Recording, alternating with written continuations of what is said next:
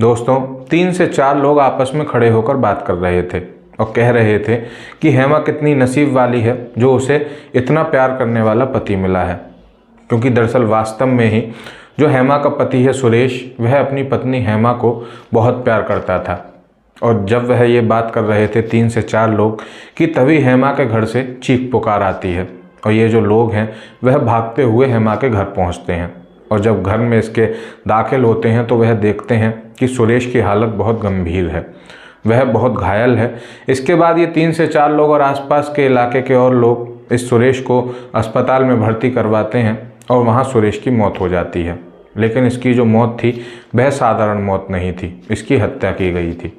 और जब पुलिस ने इस घटनाक्रम का खुलासा किया और जब आसपास के इलाकों में ये खबर फैली और जो ये 3 से 4 लोग इस बात को कर रहे थे कि हेमा कितनी नसीब वाली है और उसे सुरेश जैसा प्यार करने वाला पति मिला है, उनके कानों तक पहुंची, तो लोग हैरान थे, परेशान थे और ये सोचने पर मजबूर थे कि हमारे समाज में आज भी कैसे कैसे लोग भरे पड़े हैं। दोस्तों, अगर आप जानना चाहते हैं कि कौन है ये हेमा, कौन है ये सुरेश इसका पति और कैसे इसका कत्ल हुआ, इसकी हत्या हुई, तो हमारी इस कहानी में अंत तक बने रहिए। अब आपको इस सच्ची घटना से रूबरू करवाते हैं। दोस्तों नमस्कार, मैं देव शर्मा आज फिर हाजिर हूँ आपके लिए एक सच्ची घटना के साथ। आज की हमारी ये सच्ची घटना दिल्ली से है। पश्चिमी दिल्ली में ही एक इलाका पड़ता है, इसका नाम है मंडावली। और इसी इलाके में एक कॉलोनी पड़ती है, रेलवे कॉलोनी। और इसी कॉलोनी में एक व्यक्ति रहा करता था, इसका नाम है सुरेश। सुरेश की एक पत्नी है, इसका नाम है हेमा। हेमा और सुरेश अपने जीवन में बहुत प्रेम से अपना जीवन व्यतीत कर रहे थे और वह बहुत खुश थे। और हेमा और सुरेश के 2 बच्चे भी हैं, इसमें से एक है लड़का और एक है लड़की। लड़के की उम्र है 7 साल और लड़की की उम्र है 5 साल। दोस्तों ये कहानी आज से 2.5 साल पहले से शुरू होती है। सुरेश की पत्नी हेमा पर एक अनजान नंबर से मिस कॉल आती है और ये जो अनजान नंबर था यह है मथुरा, उत्तर प्रदेश के मथुरा ज़िले का रहने वाले सचिन का। सचिन इसके पास मिस कॉल करता है और फिर हेमा उसके जवाब में पूरा फ़ोन करती है और सचिन से कहती है कि मैं तुम्हें नहीं जानती और मेरे इस नंबर पर फ़ोन मत करना। लेकिन सचिन मानता नहीं है और लगातार हेमा पर फ़ोन करने लगा। धीरे धीरे हेमा को भी सचिन में इंटरेस्ट आने लगा और वह भी सचिन से बात करने लगी। और धीरे धीरे ये आपस में पहले तो दोस्त बने, फ़ोन ही फ़ोन पर, और फिर इनमें प्रेम संबंध बन गए।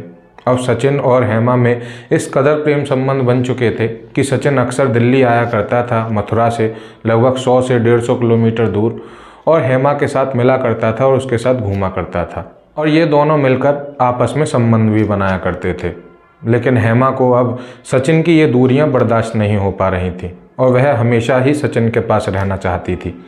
इसीलिए हेमा ने आज से कुछ महीने पहले सचिन को अपने ही इस मंडावली इलाके में एक किराए का कमरा दिलवा दिया और सचिन इस किराए के कमरे में रहने लगा। और जैसे ही हेमा का पति सुरेश अपने काम पर चला जाया करता था कि हेमा अपने दोनों बच्चों को लेकर सचिन के रूम पर चली जाती थी और वहाँ पर ये दोनों अवैध संबंध बनाते थे। लेकिन हेमा का यहाँ पर भी जी नहीं भर रहा था और वह एक दिन सचिन से कहती है कि सचिन, मैं तुम्हारे साथ इस तरह से छुप छुप कर कब तक मिलती रहूँगी, तुम ऐसा कोई व्यवस्था बनाओ जिससे कि हम लगातार पूरी ज़िंदगी साथ बिताएं और हम आपस में शादी कर सकें। तो इस बात पर सचिन अपनी प्रेमिका हेमा से कहता है कि हेमा, ये तो तभी संभव हो सकता है जब तुम अपने पति से तलाक ले लो, उसके बाद हम दोनों शादी कर लेंगे और फिर हम आपस में साथ ही रहेंगे। लेकिन हेमा फिर अपने प्रेमी सचिन से ये कहती है कि सचिन, तुम नहीं जानते कि मेरा जो पति है सुरेश, वो मुझे बहुत चाहता है और वो मुझे बहुत प्यार करता है, वह मुझे कभी तलाक नहीं देगा। और इस बात को सुनते ही फिर सचिन अपनी प्रेमिका से कहता है तो क्यों ना उसे रास्ते से ही हटा दिया जाए। और फिर हेमा भी इस बात में राजी हो जाती है और फिर ये दोनों के दोनों एक षड्यंत्र रचते हैं। और इसी षड्यंत्र के तहत जब 4 दिसंबर 2022 की शाम को जब सुरेश अपने काम से हारा थका अपने घर लौटा, तो इसकी जो पत्नी है हेमा, इसने पहले से ही अपने पति सुरेश के लिए दारू की कुछ बोतलें अपने घर में रख रखी थीं। दरअसल सुरेश कभी कभी दारू पिया करता था। और फिर इसकी पत्नी हेमा अपने ही पति से कहती है कि आज मैंने तुम्हारे लिए शराब रख रखी है और आज मैं तुम्हें अपने हाथों से शराब पिलाऊंगी। और सुरेश इस बात को सुनकर बहुत खुश हो जाता है और फिर ये जो इसकी पत्नी है हेमा, इसे लगातार शराब पिलाती है और लगभग 3-4 घंटे तक ये इसे शराब पिलाती रहती है। और फिर ये जो सुरेश है वह शराब के नशे में कुछ इतना बदहवास हो जाता है और वह बेहोशी की हालत में चला जाता है और इसे बहुत तेज़ नशा हो चुका था। इसके बाद फिर ये हेमा, इसकी पत्नी, अपने प्रेमी सचिन को अपने घर बुला लेती है और फिर ये हेमा अपने प्रेमी सचिन के साथ मिलकर लगातार अपने पति सुरेश को पीटना शुरू करती है और वह लातों से, घूंसों से, हर तरह से अपने पति को मार रही थी। और ये जो सुरेश है वह बेसुध है, बहुत ज़्यादा नशे में है, उसे ये भी नहीं पता कि उसके साथ क्या हो रहा है।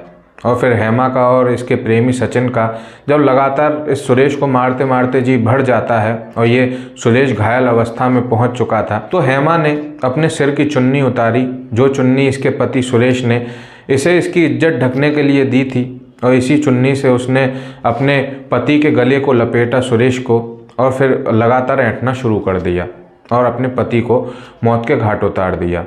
और फिर वह अपने पति को लेकर हॉस्पिटल भागी। इसका जो प्रेमी है सचिन, वह तो चुपचाप निकल गया था घर से और फिर इसने हल्ला मचाना शुरू किया और अपने पति को आसपास के लोगों की मदद से हॉस्पिटल में भर्ती करवाया और वहाँ कुछ ही देर बाद सुरेश की मौत हो गई। अब सुरेश की तो मौत हो चुकी थी, लेकिन हेमा ने जिस अस्पताल में सुरेश को इलाज के लिए भर्ती करवाया था, उसके कुछ डॉक्टरों को ये पता चल चुका था कि सुरेश की मौत एक हत्या है, वह साधारण मौत नहीं है, क्योंकि सुरेश के पूरे शरीर पर चोट के निशान थे और उसकी मौत भी ऐसा लग रहा था जैसे दम घुटने की वजह से हुई है।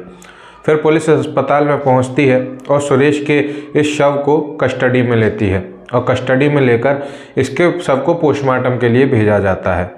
और इतने में ही फिर पुलिस इसकी पत्नी हेमा से पूछताछ करती है। तो इसकी पत्नी हेमा पुलिस से कहती है कि मैं अपने पति की मौत से बहुत दुखी हूँ और मैं कुछ भी बोलने के लायक नहीं हूँ।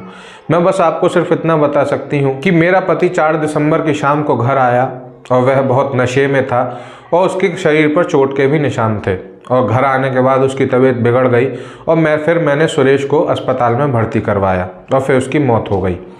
इसके बाद फिर पुलिस सुरेश के कुछ रिश्तेदार भी दिल्ली में रहते थे, वह भी अस्पताल में मौजूद थे, उनसे भी पुलिस ने पूछताछ की तो उन्होंने भी यही बताया कि सुरेश हेमा से बहुत प्यार करता था और हमें हेमा पर बिल्कुल शक नहीं है। इसके बाद फिर पुलिस और एंगलों पर जांच करती है और 4 दिसंबर को सुरेश की मौत हुई थी और फिर लगभग 3 दिन के बाद 7 दिसंबर को सुरेश की पोस्टमार्टम रिपोर्ट आती है। इस पोस्टमार्टम रिपोर्ट में भी यही खुलासा होता है कि सुरेश की मौत दम घुटने की वजह से और शरीर पर चोटों की वजह से हुई थी।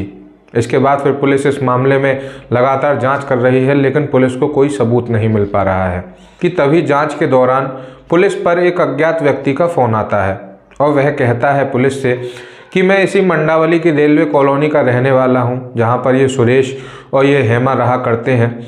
और वह पुलिस को ये बताता है कि आप एक बार हेमा के प्रेमी सचिन से भी पूछताछ करके देखिए, हो सकता है उससे आपको कोई क्लू मिल जाए। बस इतना ही सुनना था कि पुलिस को अपना रास्ता साफ होता दिखाई दे रहा था कि तभी पुलिस इस सचिन को हिरासत में लेती है और इससे पूछताछ करती है। पहले तो सचिन इधर उधर की बातें करता है, लेकिन जब पुलिस सचिन के कॉल डिटेल्स खंगालती है और इस हेमा के भी कॉल डिटेल्स खंगालती है तो दोनों के कॉल डिटेल्स में एक दूसरे के नंबर पाए जाते हैं और ये नंबर लगातार कई सालों से ये एक दूसरे से बात कर रहे थे और कई घंटों तक बात कर रहे थे। और फिर शक और सबूतों के आधार पर पुलिस ने इन दोनों को हिरासत में लिया और सख्ती से पूछताछ की। और जब पुलिस इनसे सख्ती से पूछताछ करती है तो ये दोनों टूट जाते हैं और पुलिस के आगे सुरेश की हत्या का सारा कच्चा चट्टा खोल देते हैं। अब पुलिस ने इस हेमा को और इसके प्रेमी सचिन को, इनके ऊपर गंभीर धाराओं पर मुकदमा दर्ज किया गया है और इन्हें गंभीर धाराओं में मुकदमा दर्ज कर जेल भेज दिया गया है। दोस्तों, इस तरह से एक पत्नी ने अपने ही पति की हत्या कर दी अपने प्रेमी के साथ मिलकर, क्योंकि वह अपने प्रेमी के साथ अपने अवैध संबंधों को और अपने प्रेम संबंधों को कायम रखना चाहती थी। हेमा ने अपने पति को मौत के घाट उतारने से पहले अपने इन 2 बच्चों की तरफ भी नहीं देखा और उसने अपने पति को मौत के घाट उतार दिया। दोस्तों, अब इन 2 बच्चों का क्या होगा, इन्हें कौन पालेगा, और ये दोनों बच्चे अनाथ हो गए। दोस्तों, जब पुलिस इस मामले में हेमा से और इसके प्रेमी सचिन से पूछताछ कर रही थी तो हेमा ने एक और बात बताई थी। जब हेमा अपने पति को मौत के घाट उतार रही थी, अपनी ही चुन्नी को उसके गले में डालकर लगातार ऐंठ रही थी, तो इसका जो बड़ा बेटा है 7 साल का, वह अपनी माँ हेमा से पूछता है कि मम्मी, ये तुम पापा के साथ क्या कर रही हो और ये पापा इतने तड़फ क्यों रहे हैं। तो ये जो हेमा है वह अपने बेटे से कहती है कि बेटा, तुम्हारे पापा के गले में दर्द हो रहा है, मैं तुम्हारे पापा के गले को सेक रही हूँ।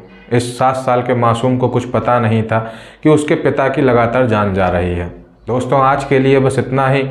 आगे मिलता हूँ आने वाली सच्ची घटना के साथ। अगर आपको हमारी ये सच्ची घटना पसंद आई हो तो लाइक करें, शेयर करें, हमारे चैनल को भी सब्सक्राइब करें और हमारी सारी सच्ची घटनाओं पर कमेंट भी करें। और अब आपसे गुजारिश, कृपया सतर्क रहें, सुरक्षित रहें, जागरूक रहें। धन्यवाद। जय हिंद, जय भारत।